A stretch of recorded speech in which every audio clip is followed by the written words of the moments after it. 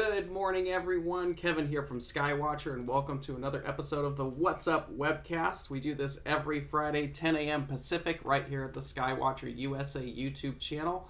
If you've never been with us before, thanks for being here and spending your Friday morning with us. And of course, if you've been with us before, happy Friday. Welcome back, and go ahead and subscribe to the channel. That's actually how we're able to keep this going. So if you want to support the channel, just go ahead and subscribe, leave a like on the videos there, so that way we know what you like and what you don't like, and all that fun stuff. So if you've never been with us before, the What's Up Webcast, like I said, takes place every Friday, 10 a.m. Pacific, right here at the Skywatcher USA YouTube channel. These are generally live episodes, so we have a chat going on, we can all have fun. We cover everything from what's up in the nighttime sky to helpful tips and tricks on equipment and imaging. And of course, we talk about equipment, which is always fun. And then, of course, the last Friday of the month, we'd have a special guest on to talk about their expertise in the field of astronomy. So we try to shake it up here all the time. Well, this week is an equipment talk. We're going to be talking about one of our smallest optical systems in our lineup. It recently went through a revamp. It's got some new accessories with it, and we're going to talk about that today. If you have any questions about the What's Up Webcast or just want to reach out to us about, general inquiries, you can go ahead and email us at info@skywatcherusa.com, which is right down here. If you have product questions and support questions, still use the support page, but if you have just general inquiries that might be linked to the What's Up Webcast, use the info one. It's a lot easier to get a hold of us through that email address when it's in regard to the What's Up Webcast. Now, without further ado, we'll be talking about the EvoGuide 50. Some of you have probably seen this little guy over the last couple of years. The EvoGuide 50 is our little tiny little ED refractor that we've been offering for probably the better part of a year or two, maybe longer. It's been a while. It's probably been a while longer than I'm thinking of. But let me just show you the specs here real quick. So the EvoGuide 50 originally came in a finder style, so like a finder stock. And that worked okay, but we found that it would be better if we could use it as like a true refractor. So the DX has recently been released. They're starting to ship. They're actually in stock at the time of this video. So you can go on our website right now and actually order one if you're looking for one. One of the few things that we have available. If you're not familiar with them, they're a 50mm ED doublet. And if you're not familiar with that, this is an ED doublet. So an ED doublet uses two lens elements in its objective lens to make the entire objective. And normally with a refractor, generally you would have two, but with an ED telescope, the rear element, at least for in our designs, there's some other designs out there that have used ED in the front element, but because it's more expensive glass, you want to generally protect that. So it's generally the back element is an ED doublet.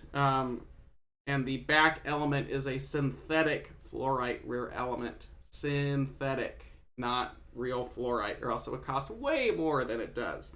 Fluorite is really difficult to work with. It is the best you can get, but it's very difficult to work with and very expensive. So that we use a synthetic fluorite that does a very nice job. And what this does is, rather than being a achromat, you have similar little achromat refractors on the market, which work well, but you get chromatic aberration, that annoying purple fringing around high contrast areas. So it can make your stars bloated, and it doesn't look great in an astrophotography image.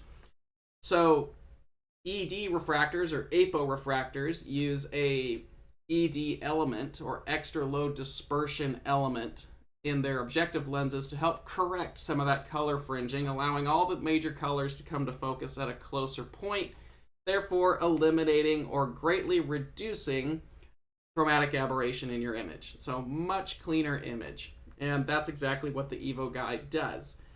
It's kind of a tricked out little scope. So again, it's a 50 millimeter ED doublet objective. It's an f4.8 focal ratio, which gives you 242 millimeters, so it's pretty short focal length. It is longer than some of the other small guide scopes on the market, so you get a little bit more resolution out of it because of that longer focal length. The optics are fully multi-coated. This helps reduce any glare. This is important when you're actually looking for a refractor, and most modern day refractors have this. You want to make sure your optics are fully multi-coated. I'm just telling you this from someone who works with factory and helps design these things, that fully multi-coated is important. You want to keep an eye on that when you're shopping for a telescope, because that means all the optical surfaces on the lens are coated with these anti-reflection coatings, which means you're getting better light transmission and reduced glare on your stars. And fully multi-coated doesn't just mean the front and the back of the objective. It means every single surface of the optics are coated. So this being a doublet, there are 2 elements in there, total of 4 surfaces. All 4 surfaces are coated. So there you go. Gives you the best star images and really reduces any annoying glare that might be coming off of bright stars. It mitigates it to the best it can. I mean, you still will get glare if you've got filters and other stuff in the system, but that's just that. So that's kind of the basics of the optical system of the 50DX. As well as the ED. I would like to mention, if you own an EvoGuide 50 ED, like the older version, it's essentially the exact same thing. The DX just has a couple more accessories now in the box, and we'll get to that here shortly, but it's the same telescope. There's been no change to the telescope at all. So the 50 ED that's been discontinued and the 50DX are the same telescope, just some extra accessories come in the box. Mechanics. Let's just go over the basic mechanics of the scope here real quick. This is right here, actually, up on the screen here. This finder configuration is what we call it, because it has the finder stock, so it would like slide up onto the little finder bracket on your telescope. This is the original 50 ED configuration. Now the DX has this plus the dovetail assembly, which we'll get to in a minute, but so very, very basic little telescope. You've got the objective lens in the front, which is right where that green ring is. The dew shield on this is that black assembly just in front of the green ring. That is fixed. It is not movable, nothing. So it's not retractable or anything. It's got enough of a shield in there to protect it from dew and what have you. I guess you could put a dew heater on it if you really needed to in a heavy, an area that has a lot of dew. Maybe consider putting a dew heater on there, but it's a very, very tiny little telescope, so you won't need a big one. But that's where the objective lens is. We have the finder style mounting foot. This mounts to all of the Skywatcher mounting finder brackets on the focusers, or your Newtonian, or whatever you got. It works with all Skywatcher telescopes as well as many others on the market. It's a pretty generic style mounting foot that's on this. If you want to mount it to something else, you might need to get a little crafty with another set of mounting rings or having a bracket made up or add it to your telescope, but this would generally work with a large variety of telescopes on the market. We do have guider rings on this, so you can adjust the pivot of the actual telescope where you want it to go. And one thing I didn't point out here was these guide rings are actually, you can see them right here. Let me make sure I'm showing you guys what I'm trying to see. You'll notice these little washers on the rings. Each of the adjustable screws has them. Those are locks. So once you're in position, you can tighten that down, and that should keep the adjustment screw from moving. So there you can keep the position of the telescope where you want it to be at all times. And then the guide rings, I don't know if you can actually see them in there, but they are like a plastic or Teflon tipped screw, so it won't mar up your tube and keep it looking nice.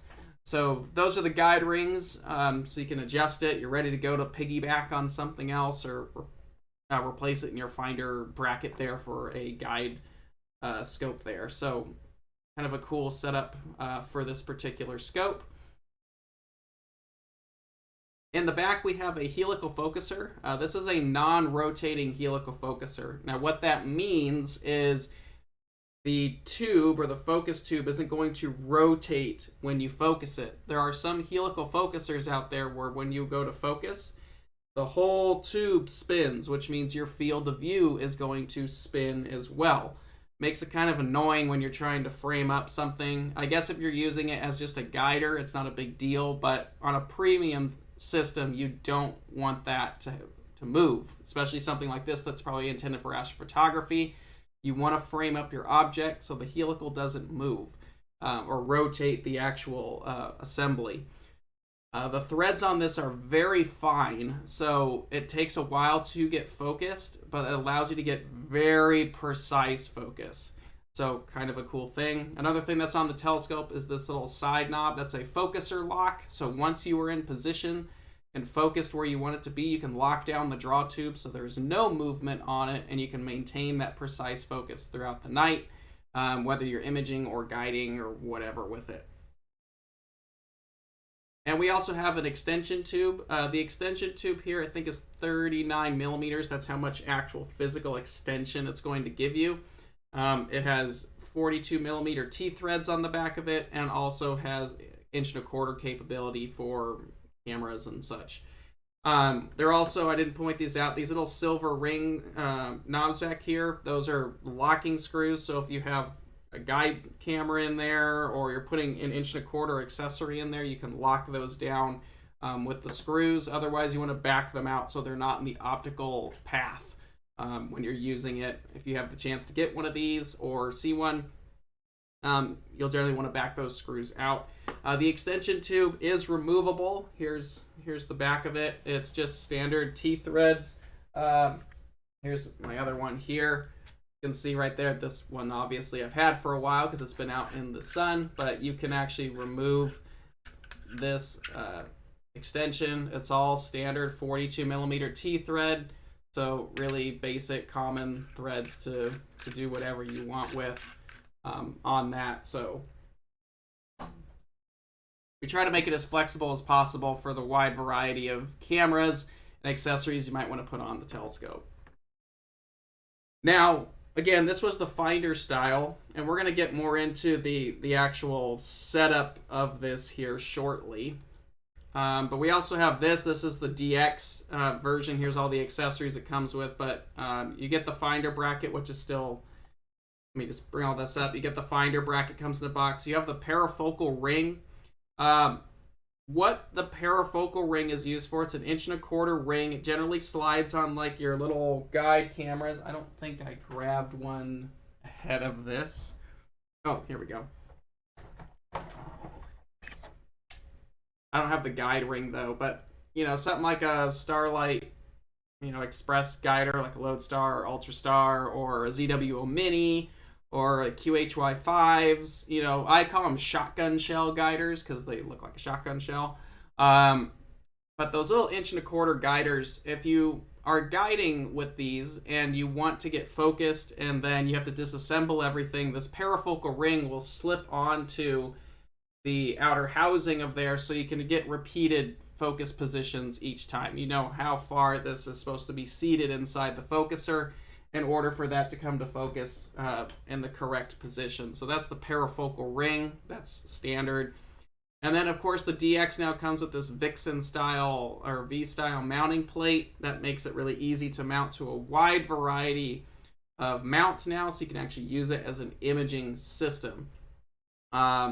So kind of a cool little arrangement there. So that is the accessories that come with it right now. So you get the finder bracket, parafocal ring, you get the telescope, the extender on the back there, the V-style dovetail plate, and it does have some metal cap on the front and plastic cap on the back. And then you get that in a cool gift box. So that is the EvoGuide 50DX apo refractor. Now, configurations. There's a couple different ways to configure this nowadays because we have the DX version available. The first one, like I said earlier, is the finder style mounting. So the really popular guide scopes nowadays, especially if you have a small system, is these finder style guiders. They look like a 50mm finder scope or something like that, and it just slides into the focuser. Let me see if yeah, here we go. Just slides into the focuser block there. Most of our focusers, many other companies have a finder scope that will mount to their telescope. This would replace your finder scope, and then you have a nice, convenient guide scope to go on your system. This is great if you're not really in need of a big guide scope. Let's say you have like one of our 72mm or the Esprit 80, or you don't need a big guide scope. A lot of the popular imaging telescopes on the market nowadays are these small, probably 100mm or smaller refractors, and you either A, don't need a big guide scope, and B, you don't have a lot of room to attach a guide scope piggyback to your system. A lot of times a guider used to be like these little short 80mm achromat refractors. Those work well, but it's still a 3-pound, 80mm 3-inch telescope that you've got to adapt rings to and throw that on top.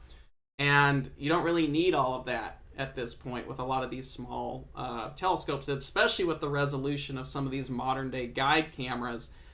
With their incredibly small pixels, you don't need a lot of long focal length guiders anymore for the majority of the popular telescopes on the market. So the 50mm guiders, these little finder guiders, are really convenient because they don't add a lot of weight to your system. You don't have to come up with a piggyback rail and invest a couple $100 in guide rings and all this extra hardware to piggyback. You can just get one of these and slide it into the finder scope bracket on your focuser, lock it into place, and you've got a convenient little guide scope ready to go for all of your guiding needs. So it works really well on there. Now, the other configuration here is I call it the telescope style mounting. That is the Vixen style dovetail that comes on it. If you ever wanted to work with this on a more traditional sense, like maybe you did want to piggyback it, or maybe you need to do a tandem plate where they have to be side by side, there's more need for having a traditional dovetail plate to be able to mount that to a wider variety of mounts and accessories. The finder style bracket works really well for what it's intended for, but it also limited what we were able to do with the 50. So that's why the factory came around and re-engineered this and looked at it and came up with this V-style mounting assembly to basically give you more options to use this as a traditional telescope beyond just having it be a little guide scope, because there's so much more that the 50 can be used for than just a guider. Obviously, it's got some premium optics in it in comparison to some of its competition. So a lot of people question why, and we're going to get that here in a little bit, but it's really helpful if you want to actually treat this as a traditional telescope to have a true mounting assembly to do it. We have had people continuously ask if we're going to sell this bracket assembly. We're looking into it, but of course right now at the recording of this, we're still dealing with supply chain issues. So getting stuff and answers takes a little bit longer, but we are looking into it. If you have an older model, I do have a little thing I'm going to show you at the end that will address what you're looking for probably faster. But we are looking into this bracket here, maybe making it available through our parts department or something like that. So we're looking into that. But I do have an answer for those of you who would like to take your standard EvoGuide 50 and mount it in kind of a similar configuration. I'll show you guys that towards the end here with some accessories that are available for the 50. Now, the other method we have, of course, like I said earlier, is the telescope style, and this allows you to get more mounting capabilities out of it, such as this. Here's a little 50 DX. It's actually mounted to the side of our Esprit 150. out in an observatory configuration, but we have it mounted up here on the side. You can still use it as a guide scope this way, or we actually use it as a wide field imager, that little guy right up there. And it works really well. If you're looking for a really wide field imaging system, the 50 works quite well for that. And we're going to actually brings us to our next section here, which would be the EvoGuide 50DX applications, or what you could use the 50 for. One of the most common questions right now, I already see that it's in the chat there, is visual use. There's some roundabout ways, I guess, you could make it work. Right now, the 50 has very limited focus travel, so it's not really designed for visual use. I've tried it. If you go straight through, you can get some of the eyepieces to come to focus, but if you're using a diagonal, there's not a lot of focus travel to make it work. It might be interesting if we could come up with some kind of special diagonal to address that. Maybe it's got some kind of a lens assembly and a prism to make that work, but because of how short the focus travel is for the 50, it's difficult to get everything to come to focus. It's not like a traditional, like the EvoStar 72, for example, has much more focus travel because it's got a traditional focuser on there. So you can actually get that to work very smoothly with a wide range of eyepieces, where the 50 is very limited for visual applications due to its focus travel. You can use 1¼ accessories in there. There's the extension tube right there. It's, just standard 1¼ There's 3 set screws in there that can lock whatever you want in there. I have seen people use this for visual. I think you got to put a Barlow in there, so it's going to extend the focal length more, but I don't have all the ins and outs of how to really get this to be visual, because it's not really intended for visual. So use at your own risk. I don't know. There's nothing risky about it, but try it on your own, see what you can if you want to use it for visual. It'd be kind of a super finder if you could get it to work, but maybe we'll have some discussions with the factory about that in the future to see what we could do. Now, the original intention of this little thing was to be used as a guider, and kind of like a super guider. The nice thing about this, which I mentioned earlier, is that the EvoGuide is one of these little finder style guide scopes. They're lightweight, they're easy to mount. You don't need a bunch of extra hardware or rings on your tube to piggyback that. That's what it was really intended to meet, was to be a very premium guide scope and to be able to be used in the finder mounting of your telescope.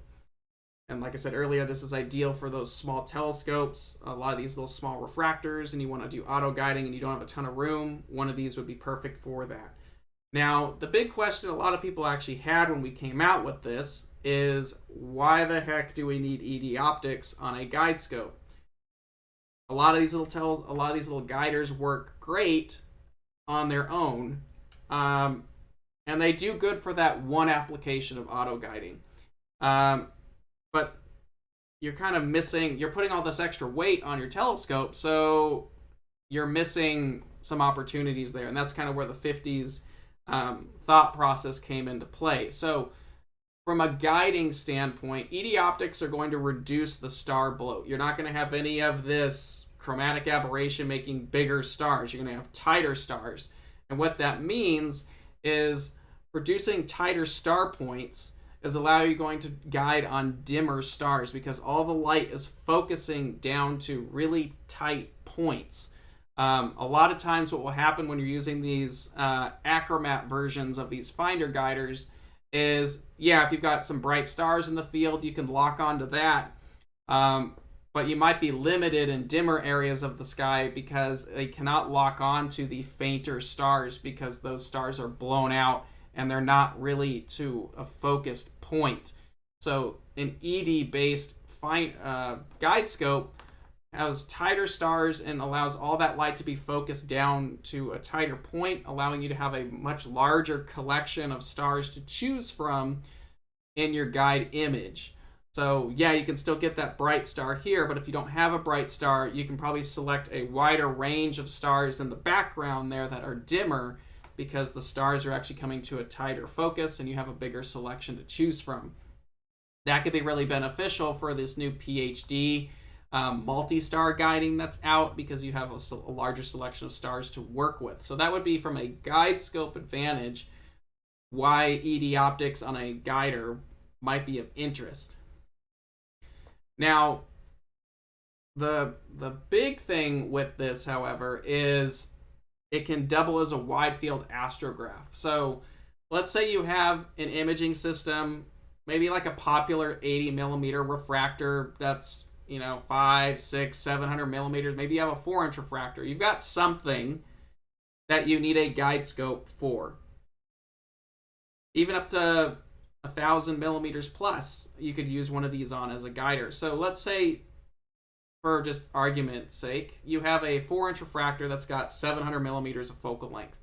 That works perfect for a lot of objects, but maybe not everything, especially those crazy wide objects. So you buy one of these guide scopes, you chuck it on the finder bracket, or you piggyback it, or whatever you do, and that's all that little thing is going to be. It's just going to be a guider. But what happens when you want to image a big chunk of the sky? You have to completely reformat your entire setup, because your telescope of choice doesn't give you that field of view. So you have to dismantle everything and switch it up and go to a shorter focal length system or a telephoto lens or something like that. You have to basically reinvent your setup to get that wider field. That's a lot of work, and that might be kind of annoying. So wouldn't all of us like to have a multi-purpose system? I know when I'm using my gear, I want to get as much out of it as possible. The more of a Swiss Army knife style setup you've got, the better, because it gives you so many different things to do. And let's be honest, a lot of us are on a limited budget.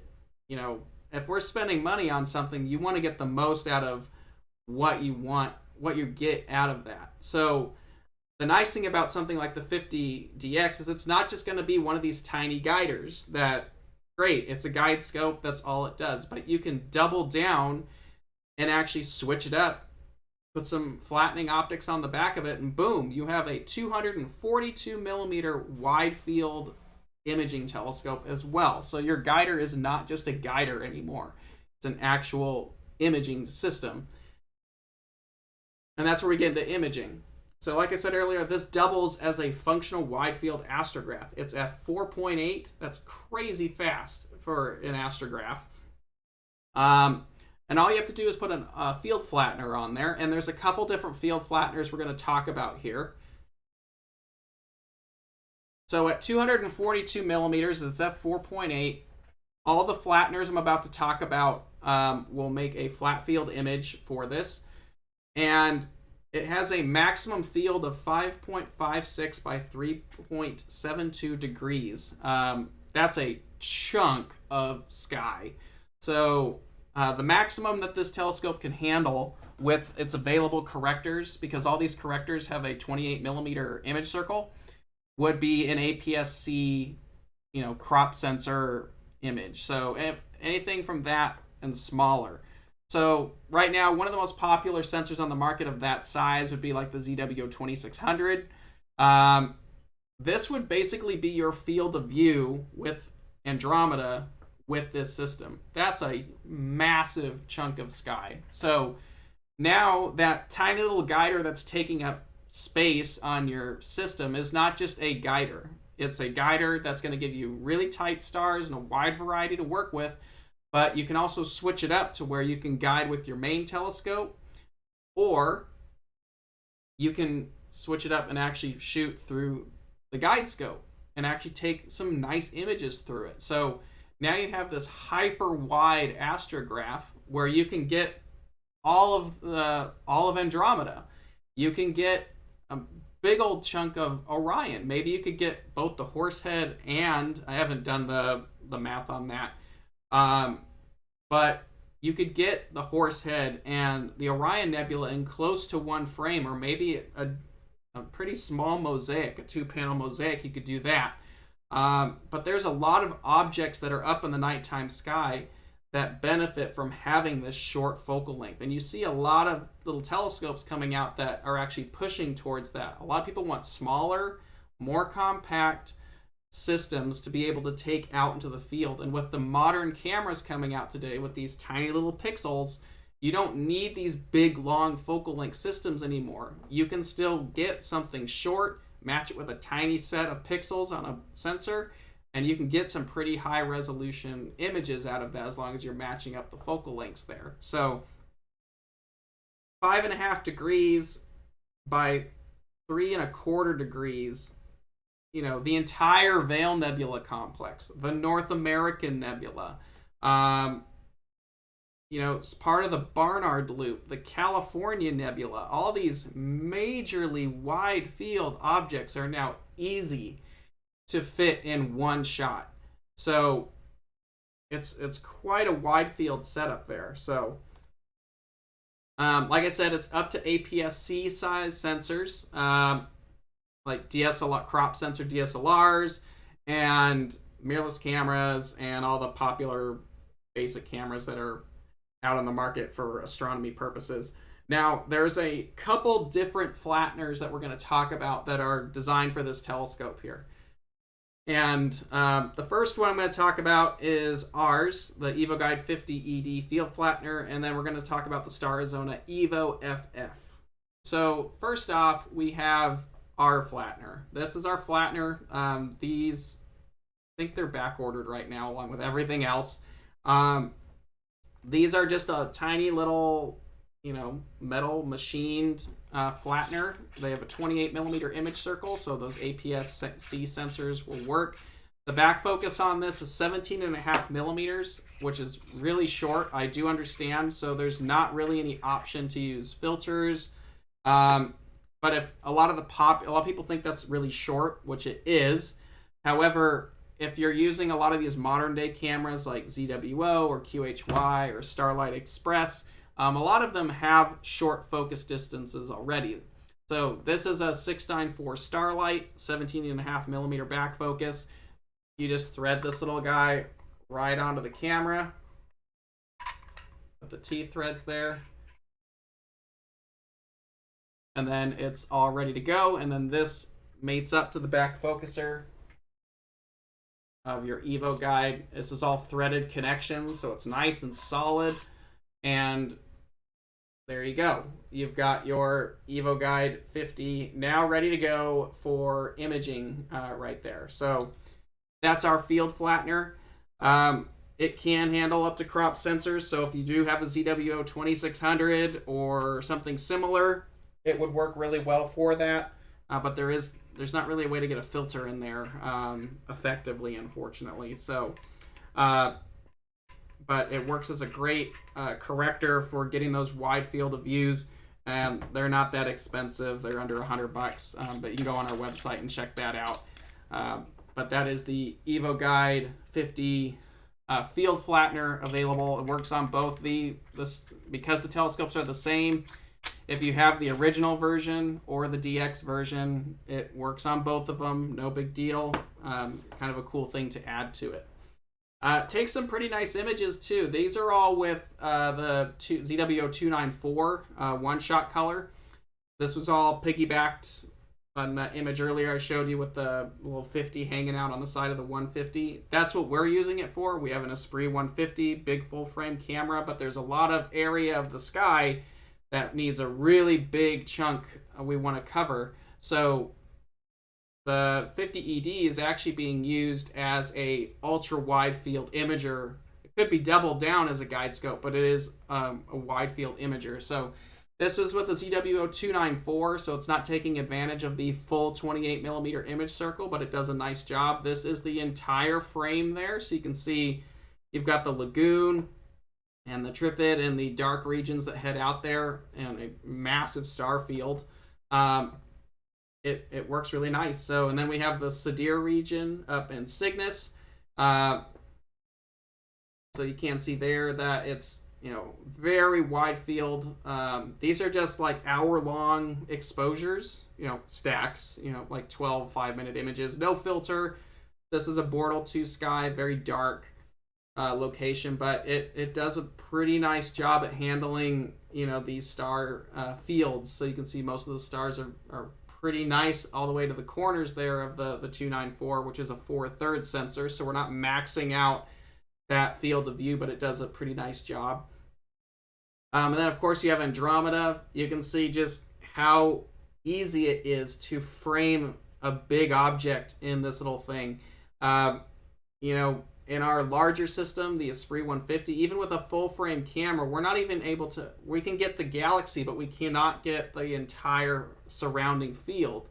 Andromeda is one of those objects that looks really nice when it's framed up with some space around it. At least that's my opinion on it. And there's a lot of faint wisps that come off of these objects that tend to get cut out if the field is too tight.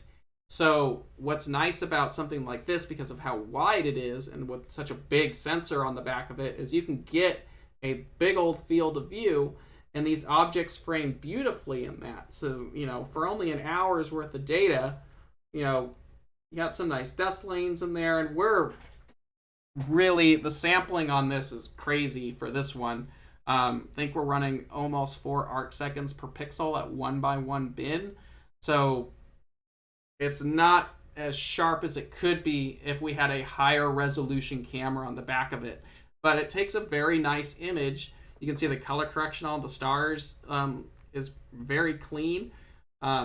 This is just a basic stack, stretch, and I don't do a lot of star reduction. I don't do any star reduction or color adjustments on the stars. So this is natively what that image looked like. But it works very nicely as a ultra wide field imaging scope. And the advantage of that is it's also cost a lot less. So if you want to shoot at 250 millimeters, there are options out there. But even the cheapest option from this, you're looking at maybe like a used camera lens at that point, and you're still probably $500 or $600 at that point. The nearest small refractor, you're in the almost $1,000 price range. So it's kind of a budget friendly. It can't handle full frame, but I mean, it's a tiny little telescope. There's only so much I can give you in a little package. But it does really well for the general sensors on the market, and doubles as a guide scope for you too. So kind of a cool setup. Now, the original field flattener that was made for the Evo 50 was made by our friends at Starizona. This was a couple years ago. They've had a lot of fun messing with the 50 ED, so we've been really grateful that they've been so supportive of it, designing their own accessories to go with it. But they were the ones that originally came out with a field flattener for it. They started with the Evo-FF, this little 1.25 inch field flattener, just slid into the back there. This one was nice, but it had a very limited, very limited back focus.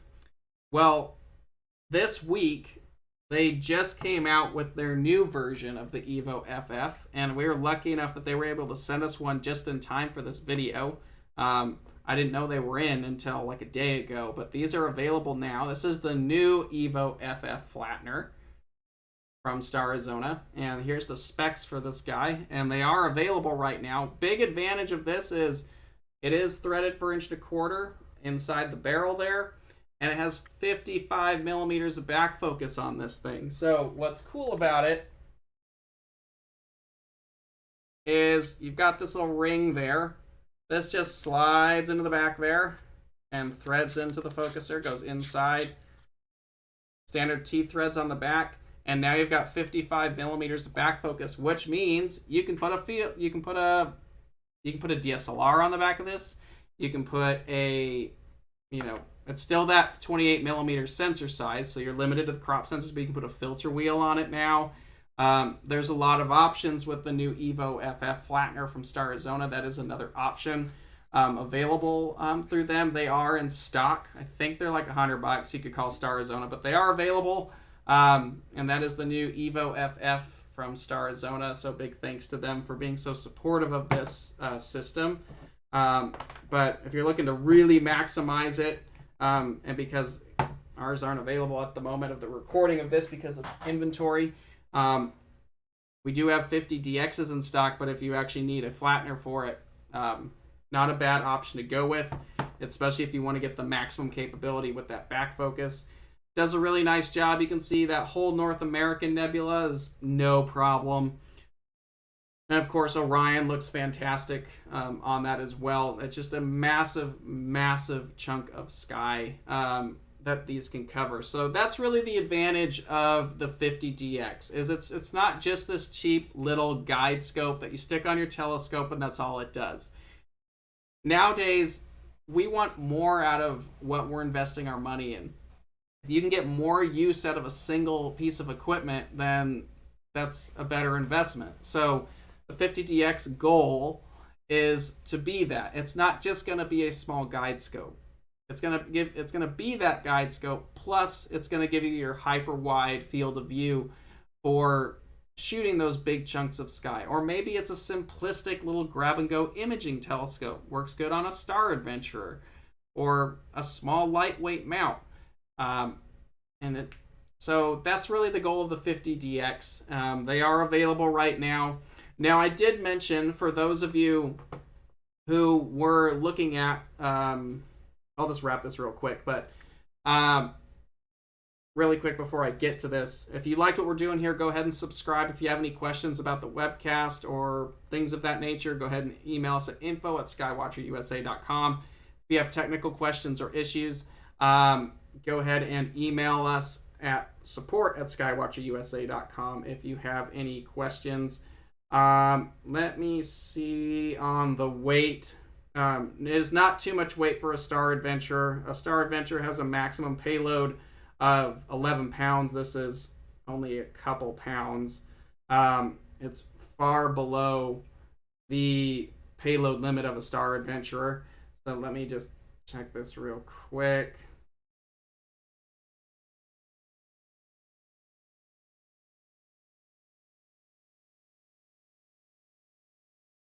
Don't have everything in front of me. It's only a couple pounds. I think it's less than 2 pounds for the whole thing.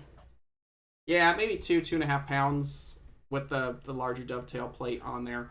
But a lot of people lately, let me just blow this up real quick.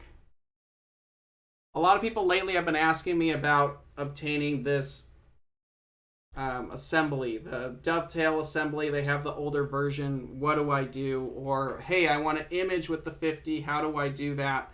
How do I piggyback a guider on it? I do realize the guide rings have their limitations as well. So Starizona sent this to me. I didn't know this was actually coming, but they've seen them make these before. I had one before, but this is a new version of it. This is a 3D printed clamshell assembly for the 50. So you'd remove it out of its little guide rings, and you have this clamshell. It's got a bunch of different holes on the bottom there, so you can mount it to a bunch of different brackets. The Evo dovetail plate, if you have an Evo DX, you can get that dovetail that mounts up there.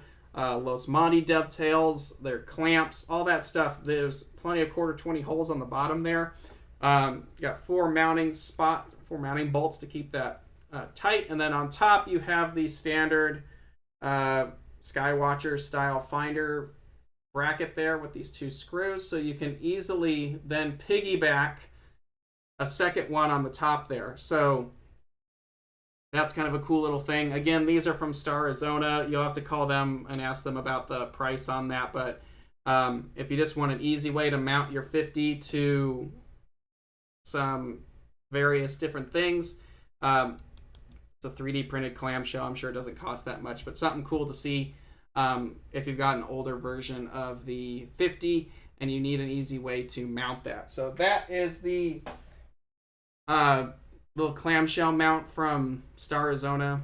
go ahead and give them a call, or the Evo-FF if you're looking at their Flatteners. But those work really well there. Now, that pretty much wraps up the EvoGuide DX webcast. I know it's a little bit early, but hopefully that was helpful. If you're looking for one at the recording of this, they are in stock. You can go on the website right now and buy them, or any of our dealers. I'm sure you can get them right now while supplies last. We have more shipments coming in, of course, but we have a ton of them right now. But yeah, it's an excellent little guide scope for your imaging system, and if you're looking for just a small, lightweight, compact imager that doesn't cost a fortune, a few $100s, go ahead and pick up one of those. Hopefully that works for you. So that's pretty much it for the EvoGuide 50DX. Hopefully you enjoyed that. Next week, we're talking about SkyX. SkyX is a software from the company Software Bisque. This is the software we use. I get a ton of questions about all these other things available on the market, you know, Stellarium and Maxim and Nina and all this stuff, and quite frankly, there's too many softwares for us to just keep up with. So we have a lot of people asking, what do we use? How do we use it? This is the software that we use. I will show you how we use that with SynScan, because we actually worked with them to have a SynScan plugin for it. And so we're going to take a dive into that. I'll show you all the advantages of it and why we like to use it. And that will be next week's episode, a crash course in the SkyX software, using your SynScan go-to equatorial. And hopefully that'll answer some questions for some people that are looking at that. But that will be next Friday's video. So we hope to have you on for that. Hopefully that'll be educational for some of you guys looking out there. So that's pretty much it for today's webcast. I know there is some questions though, so we're going to dig into them. Answered this one earlier, but I will see if we can get some kind of finder visual thing for the 50 ED from the factory. Right now things take a while to get done, but I think it would be a worthy thing to make this a high-end finder. It just maximizes the capability of the telescope in general. So thanks for that. We will see what we can do on that. Can you tell me something about the EvoLux? Will it be available this year? For those of you who don't know, we have a new ED doublet line that we have talked about in some of our NEAF videos. The EvoLux series is a higher-end doublet line that will fit above the EvoStar series and below the Esprits. They have retractable dew shields, bigger focusers, compression rings, all that fun stuff. Right now the models are 62 and 82. There are some designs to go bigger, but we'll see. That series got delayed because of COVID and raw materials, which is really the big issue right now, is raw materials, because that market got hit really hard. So hopefully sometime in the next year we'll be able to show those. I'm not really sure at the moment. We are pushing for them, but I don't know about the EvoLux as far as a pinpointed time frame at the moment, but thanks for asking. And as soon as we have something, I will be more than happy to talk about it. But right now, it just don't have a lot of stuff. Let's see. Older Cinta 9x50 finders had a removable back with M51 by 0.75 female threads, which some made T2 adapters for. Is the EvoGuide the same? I'm not sure what the threads on the back tube is. The threading on the back of the focuser is 42 millimeter T threads. So I guess you could disassemble everything. I wouldn't recommend it at all. But that's why the EvoGuide exists, is because it's designed to be a guide scope system without having to mess with anything. So that's kind of where I'm going to stick on that. I know there are some places, if you have a standard finder and you want to make it a guider, there are some adapters out there. I think Agena Astro might sell them, but I don't know that they're compatible with this telescope right here. And I wouldn't recommend disassembling a perfectly good EvoGuide to adapt it to something like that. So that's my stance on that. So I don't see any other questions in the chat. If you have any questions about products, go ahead and email us at support@skywatcherusa.com. If you have any questions on the webcast or just general astronomy questions, go ahead and email us at info@skywatcherusa.com. Very appreciative of you guys hanging out with us this Friday morning. And we hope to see you guys back next Friday. That's our SkyX episode. And then at the end of the month, we have Dr. Vishnu Reddy from the University of Arizona joining us. And he'll be talking about satellite surveillance and asteroid detection and what he does with his students to do that particular field of study. So thanks very much, everyone. Have a great weekend. Stay safe. And I think it's New Moon weekend. So get out and go take some pictures and share them with us on social media. But thanks again, everyone. Have a great weekend. Take care and see you guys next Friday.